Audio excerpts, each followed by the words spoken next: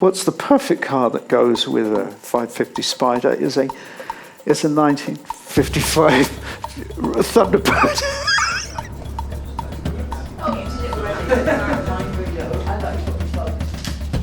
So, here today with Gary Oldman, very recognisable face.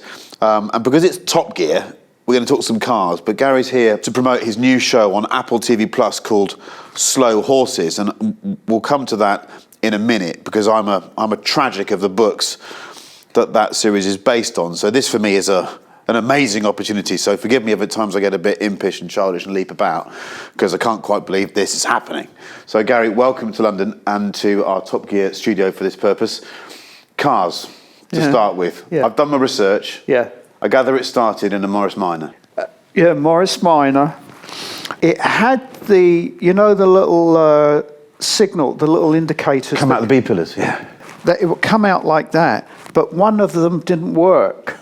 And you would do the old thing. I always remember the handbook. You would do this for a right-hand turn, and then you would do the... Yeah. And also going around corners. It didn't like going into second gear. I would take corners, a right-hand corner, I would take in third, and it would sort of go over on two wheels. So the whole process was asymmetrical, basically. Yeah, and it was that classic, almost like a duck egg blue, is it? Yeah. Yes, yeah. So you've got kids. How do you feel when you see them have that moment of freedom? I've got one that's about to be 17 next month, and I know how profound it's going to be, because when you get a car, the whole world changes, doesn't it? Yeah. My middle boy, Gully, he's now, 24 now, but I taught him how to drive stick. And we went to a huge parking lot at the Rose Bowl in California. And you'll see other parents there. It's a tradition. You go to a parking lot and you see the other dads. Did they recognise you? They must look quite bizarre. No. But we drove around, and so that was. I wanted him to at least have that experience, even. Do you think that's a rite of passage? Because I think those early moments with your children learning how to drive is pretty stressful. If you can get through those and not, because it could bring out the worst of you as a parent, couldn't it? Yeah. It's getting used to the vehicle and spatially being aware. I found that a little hair-raising, yeah. And we were in a Porsche Cayenne, so, you scratch one of those and it's... Well, not only you have to wait for the parts to come from Germany, but they're very expensive. Is that your current daily? Yeah. Yeah. Yeah. Because it is the perfect LA car, isn't it? It's not too big, it's not too small, and you got dogs and kids, and it is a practical car. I had a Range Rover for years, 50,000 miles, and you're done, basically. Yeah, what's that phrase they coined in Africa? They said you use a Range Rover to go into the desert and you use a Land Cruiser to come out of it. Not a marketing strapline they'll thank me for, but Yeah. And I remember the old sat-nav sounded like Tony Hopkins. It did. In 1,200 yards, do a U-turn. Clarice. Yes. Your destination is on the right-hand side. And I loved I really did like the Rover. And the thing, so over there, they're called Rovers. Now, that caused me a few issues because there's quite a few R&B, rap, young person's music songs that kept referring to Rovers. And I had this image, I couldn't understand why P. Diddy wanted to be in a Rover 75, a car designed for a middle-aged person from Wolverhampton. It didn't really strike a balance with me, and I had to phone someone and say, why do they go on about Rovers? Sergeant Lewis drives one. And there was someone, no, it's Range Rover, not an actual Rover. A Rover, yeah. The old Rover. I had one of those too. Yeah, but do you remember the Rover SD1? That was the classic sort of early 80s, late 70s. Oh, in the Sweeney. The coppers always had that was it. It was sort of a racing car green, and it had a chair. The seat was like this. It was like it was sitting in an armchair, like a club chair. Yeah. It was beautiful. It was their interpretation of a Jaguar, really, wasn't it? It was. And it was a beautiful thing. Yeah, but it'd go wrong a lot. Yeah, because it was made in this country. We weren't very good at making cars. Yeah, We're better now. It would always break down. Yeah. It was probably subject to 7 strikes that week, so the car probably been on the line, stop-start for 4 months during that period in the late 70s, early 80s. Yeah. So I've done some research. Last time you spoke to us was 2014, so it's a long time ago. Wow. And you made some very prescient points about electric cars and your feelings towards them, and you outlined them in an anecdote where you said you'd almost got run over by a Prius because you couldn't hear the flipping thing, and therefore electric cars' silence could be quite dangerous. And I think that's been proven actually over time. How do you feel about the whole electric thing now? You live in the epicenter of the electric car world. Yeah. Tesla's taken over. You haven't got one clearly, but what do you feel about it? It feels like it's inevitable now, doesn't it? We're going that way. I recently had we did some construction at the house, and the new garage has to have an outlet. It's code. Is it? Yeah. I'm sure we'll get there, but you need an infrastructure. I've nothing against electric cars. I have friends who have the Tesla, and we want clean air, and I get it. The motivation behind it is a worthy one. Exactly. It's a good one. Yeah. But you've got to be practical. And then of course you have to then ask yourself, what generates electricity? I have not driven a Tesla. I've driven lots of them. They're very impressive. The big ones, the fast ones, are shockingly fast. The latest one, the Plaid, is so fast in a straight line. It nails every supercar. It does 0 to 60 in 2 seconds. It's actually uncomfortable to drive. At times it's so far, much faster than a superbike even. It's crazy. But it looks like a bar of soap. But the... it's madness, yeah. But the bit that's really shocking for me is that they're not very well put together. The movement that the Japanese started in the 80s of quality, of precision, of caring about the way something's put together. Elon Musk is he's got rid of that in one generation, because now people just want the speed and the tech. They don't really care about how it's built. Do you care about how something's built? Yeah, I do. Yes, I care very much. Yeah. But I think the Tesla is amazing. And of course the problem is once you've driven it, you do go, wow, this is spectacular. And they're so far ahead of every other electric car, because they've got the infrastructure. They have got an infrastructure of their own. Yeah. And in LA, last time I was there about 6 weeks ago, I couldn't believe how many there were. They are everywhere, aren't they? Yeah, you're seeing more and more and more, yeah. In that 2014 interview with Top Gear magazine, you spoke about having a 550 Spyder. Have you still got that car? The little Porsche sports car? Yeah, it's... Is it a real one? No, it's not a real one. Thank God for that. No, I wouldn't... They're about £3 million, aren't they, a real one? I think you could double that now. Really? The car market's gone crazy.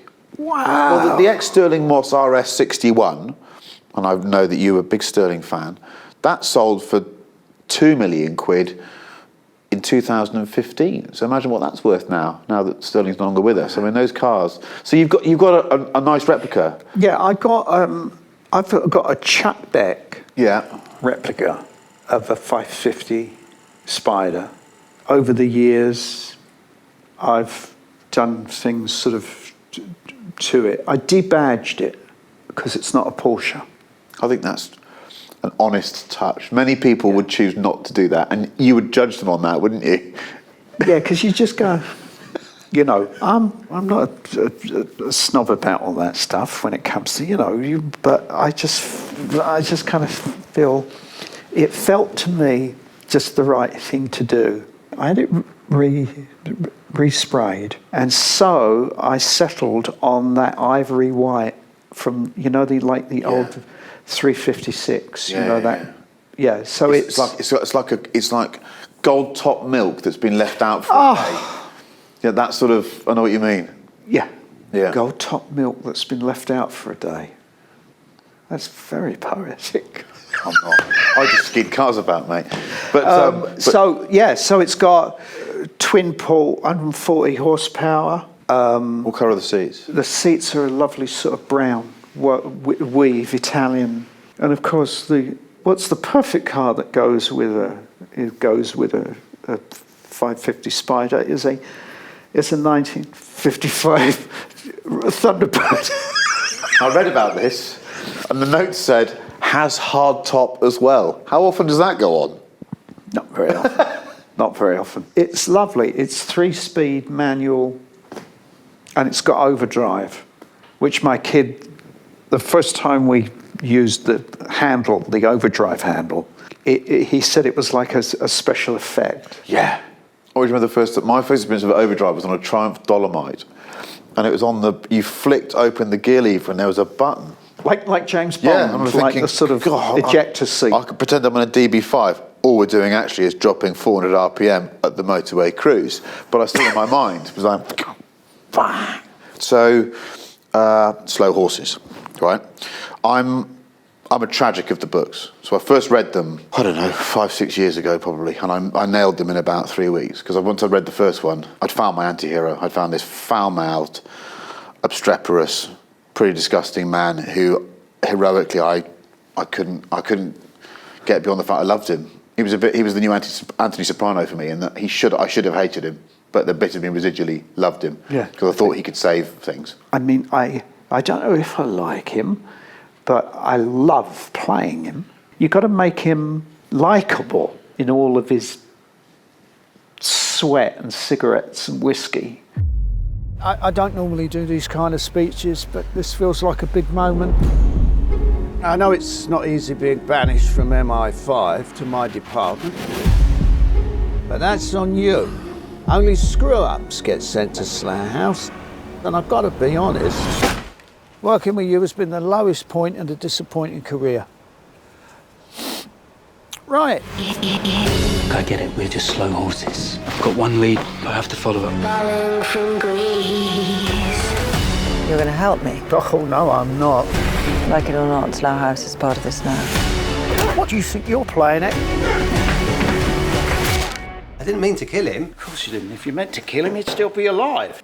I think in the books what he does is he presents a moral code that you find repulsive at times, but it's also a moral code that you realise you probably buy into yourself, and he makes you feel embarrassed for the fact that you probably share some of his values that at face value you wouldn't want to admit to other people. And I think the other thing about him in the books, which you absolutely nail, is that I wouldn't want necessarily to have him around for dinner, but if push came to shove, I'd want Jackson Lamb on my side. Yeah, that was a great way of putting it. I don't know whether Gary would want to be in his company, but there's a loyalty to Jackson that is I really admire. It's a wonderfully complex character because maybe he cares actually more than most. You really care about them, don't you? No, I think they're a bunch of absolute losers. But they're my losers. What's really going on inside and then what's coming out of his mouth are maybe two completely different things. But also the way he builds the character of Jackson Lamb, this idea of this overweight man who's in terrible condition but somehow can magic a fag really quickly, can move so fast. How do you take all that stuff and build it into the man? Because it's not in any dialogue, is it? No, it isn't. I don't know if I absolutely, completely fit the description of Lamb. I'd get that sort of heft of looking a little. Mine's natural. Of looking a little bloated, let's say. Well, you people are slow. Bringing you up to speed is like trying to explain Norway to a dog. It'll be right-wing nationalists. That's who's got him. It's the Sons of Albion who are taking credit. Christ, I hate being right. Right, so what do we do then? What we always do here. Absolutely nothing. Come on, back to your desks. Come on, all of you, out. I've come in and physicalised and put a voice to Lamb. But when people ask me and they say, you know, how did you come up with this creation of this character? It's from the imagination of Mick Herron. It's so beautifully signposted. So you just follow the signposts, bring your own particular, your innate humanity to it. Because I know he describes the character as Tim Spall gone to seed when he first wrote the books. Yeah. Tim is now svelte, as you probably know, and, he's not. And in fact, he was in your first breakthrough film, wasn't he? Yeah, he was. Yeah. Yeah. How these worlds collide. Yeah. When I come in, they grease my hair, they give me broken blood vessels, all the broken veins across my face. I have them anyway, but I mean, they make all my nose sort of red. They dirty up my teeth, and they put grease and stuff in my hair, give me a final misting of nice stickiness. So this is a process I go through every morning to sort of become lamb. And someone asked me what it was like, and I said the other day, it's a bit like easing yourself into someone's dirty bath water. Oh, well, yeah, that's you've painted the picture there. Yeah. Oh, Every morning, you kind of ease into this thing, and then you have glorious fun. Now you've put your toe in the water, and you see that we absolutely haven't destroyed or ruined the world for you as a reader. Yeah. We're pretty faithful to the material, Really? to the book. Yeah, and the building is the actual... Is it? That's the one he used to walk past every day. Is it? That's the building where that's magnificent. That's where he set it. The first moment you see Catherine Standish shoulder the door, I think someone like me just goes, oh, okay, I can relax now, I can exhale. Yeah. It's a twist. Great. Yeah. A shove and a kick. Yeah. We've got a whole routine of how we get in the door. I think the one question I have to ask, and this is not me being harsh or disrespectful, the only area in which the book, the writing, for me would ever not be disappointing, but would make me go, oh, I don't think Mick likes cars very much, is that some of the car descriptions are, let's say, not entirely accurate. And of course, I'm a total OCD when it comes to cars. Of course. So I love it. And when this came together, I'm like, this is brilliant. I finally get a chance to ask. Roderick Ho drives a Ford Kia, which is 2 makes of car, not a model. And there's one point in Slow Horses when he has to break into a car or take a car, and it's an Austin. Now, I don't think an Austin's been produced in the UK in 45 years. So that's not. I just love the fact that. No, he's not. But he's not a carie at all. Of course, he's not. No. So next time you need a car consultant, little brown chap off Top Gear, get him involved. I will. I'll let him. I'll let him know. I'll see him actually tonight, and I would say, "Here, get yourself over to Top Gear." Motor cars in your films. Have you ever done any stunt driving? What you'd call stunt driving or action driving? I remember. I'm trying to even think of what film it was. I had to come straight towards camera off a sort of like a highway. And as I come around into the gas station, it dollies over. Yeah. And I'm right up to I stop right up to the camera. And I went back and drove in, and the director said, no, I want you coming from almost, it's like Omar Sharif riding into, you know what I mean? I want to see you coming from way, way back there. You're hurtling along. And sadly, I forget what motor it was in, but it was fast. I do remember that. Did you enjoy it, though? Yeah. And I put my foot down, and I must have been doing about 100. And then came in and sort of skidded into this gas station. But I did it, and then joy to my ears, the director said, one more.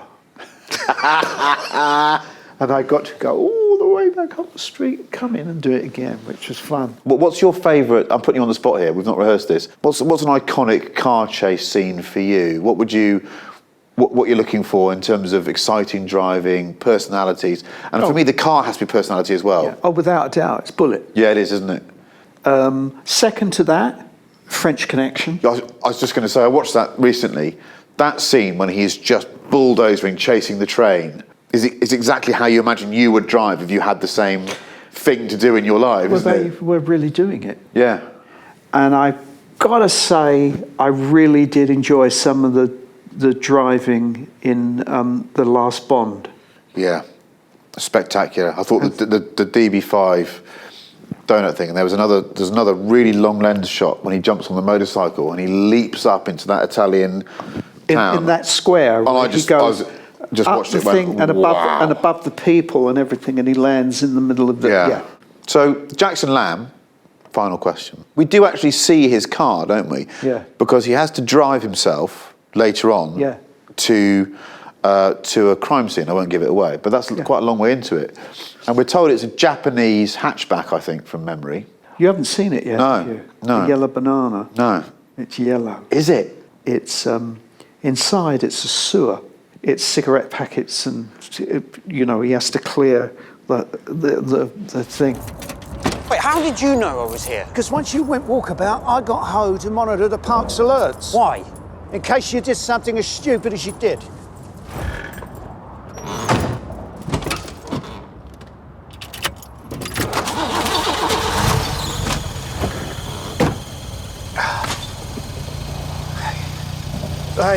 They say she might live. Oh, thank Christ. No thanks to you.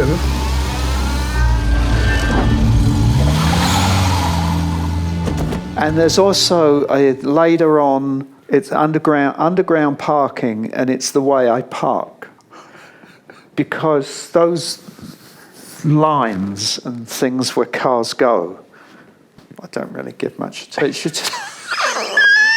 I think we've taken up a huge amount of your time. Thank you very much. It's been an absolute pleasure, and I hope you continue to enjoy your 550. And please watch Slow Horses. I've watched the first one, and it's actually, we're recording this on the day that it gets released on Apple TV Plus. So I'm going to go straight from here, leg it back, get my dog, and watch the second one. Gary Oldman, thank you very much. Thrilled. Thank you.